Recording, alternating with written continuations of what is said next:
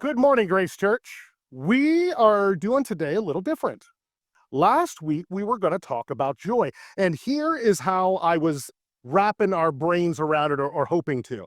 I said that the good news, rightly heard, becomes praise.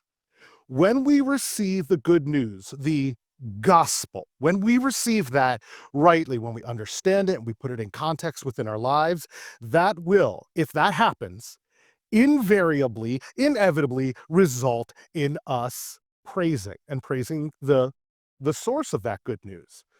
So here's how I was going to walk us through and what we're going to do very briefly this morning. And that is that joy is found in the presence of Jesus and it grows when it's shared. And what kills me is, yes, if you haven't noticed, every Christmas season, we invariably go back and tell a very similar story, right? We talk about angels, we talk about wise men, we talk about Mary and Joseph and all those characters, right? And sometimes it can be, oh, I've heard this before. And I'll even tell you, I have pastor buddies who try to come up with crazy, wild, creative ways to preach anything but a Christmas message during the Christmas season because they're just so over it. Well, if you know me, I'm a just geek for Christmas. I love it, so I never get tired. But there's one story in all those different tales of the Christmas account that I have consistently said is my favorite. Does anybody know which one that is? Christmas as part of the Christmas? Yes. We're going to be a little bit more specific. Which part of the Christmas story have I shared with you? Every year that we go through this is my favorite part of the Christmas story. What, Stratton?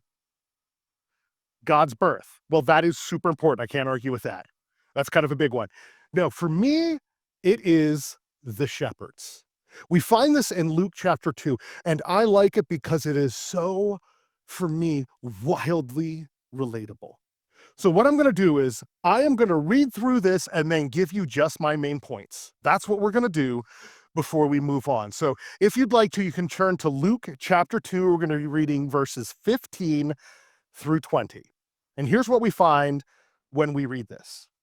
And when the angels went away, and sorry, I'll just give one little caveat. If you remember, 2 weeks ago, Christian walked us through these angels appearing to the shepherds and kind of the glory that was part of that, and the fact that they declared peace, and there was this wonderful big celebration, the celestial choir breaking forth in song, and he walked us through that. Well, that has just concluded, and the night sky that was split open is still again. And that's where we start chapter 2. So when these angels had went away from them into heaven, the shepherds said to one another, "Let us go over to Bethlehem and see this thing that has happened, which the Lord has made known to us." And they went with haste and found Mary and Joseph and the baby lying in a manger. And when they saw it, they made known the saying that had been told to them concerning the child. And all who heard it wondered at what the shepherds told them. But Mary treasured up all these things, pondering them in her heart, and the shepherds returned, glorifying and praising God for all they had heard and seen as it had been told them. So this is just 6 verses in this account. The response of the shepherds to the glorious announcement of the birth of Messiah Jesus. So what do I want us to walk away? Well, you'll have to trust me that it was beautifully articulated, wonderfully illustrated, and fully hermeneutically, all big seminary wordicles walked through for you. But let me tell you where we would have arrived. And these are some big thoughts about what we see regarding joy when it comes to the shepherds. First of all, God brings joy to the overlooked. You see, here in Luke, we see highlighted that the shepherds are the first recipients of the angelic announcement. In the first century, these shepherds were socially insignificant. And beyond that, they were often viewed with scorn or suspicion. Yet the Bible here tells us or shows us that God is choosing them intentionally. It's not like the angels just happen to pop up there in the field and they're like, shoot, where are we? Oh, look, some shepherds. Okay, that's not what happened. This was an intentional choice for those who the world rejected.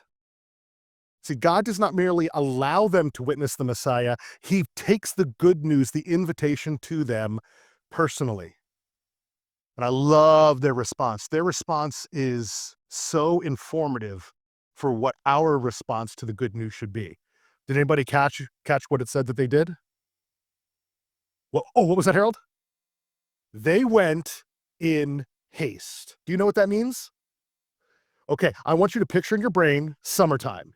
It is hot. The kids are home from school. And on the breeze, you hear ding, ding, ding, ding, ding, ding, ding, ding, ding, ding, ding, ding, ding. And do you know what that is? The ice cream truck. The ice cream is coming. The ice cream is coming. And do you know what your kids do? I'm sure it'll be back around sometime. I'm really enjoying lying around here and telling you how bored I am. No, what do? They run and they do everything they can to get money from you because they know it's going to take money to get the ice cream man to give them ice cream. We know what it means to hear news of something and respond with haste. Our kids will do it over ice cream. How much more the birth of our Savior? God draws the overlooked into a purposeful encounter. Nothing in the scene is glamorous. Well, I mean, the angels themselves kind of are, but nothing about this situation. The humility of the manger mirrors the humility of the shepherds. It reveals that God does meet people where they actually are in the midst of their gunk. See, Jesus arrives in unlikely places for unlikely people. And when he does so, he dignifies those we would overlook, even if it's ourselves. Even he dignifies those who have no hope and restores hope. In 1 Peter, we read this: though you have not seen him, you love him. Though you do not now see him, you believe in him and rejoice with joy that is inexpressible. See, these shepherds hadn't seen Jesus yet, but they still believed and they responded joyfully. They responded so joyfully that they ran. They left behind their sheep, which would have been unheard of. That was the only thing keeping them alive. And most likely at this time, these were the Paschal lambs. These were the Passover lambs. So they would have been of heightened, utmost importance. And they said, even that, this highest feast of our faith, of our people, is nothing in comparison with the news of our Savior. So if the shepherds, without seeing Jesus, can respond in belief, faith, hope, and joy, so can we. And that's what 1 Peter tells us. But then also, not only does God bring joy to the overlooked, God multiplies joys when we share it. This is just blatant in the story. The shepherds go to Bethlehem. And what do they do when they see that what God has said is true? Yippee. Yes, there's probably some hoots and hollers. Yes. You know what? Did you pick up what they do immediately upon seeing them? Yeah. They shared. They told everyone what God had told to them. They share the news. No, they might have sung it. I mean, the angels just sang to them. They very well may have sung it.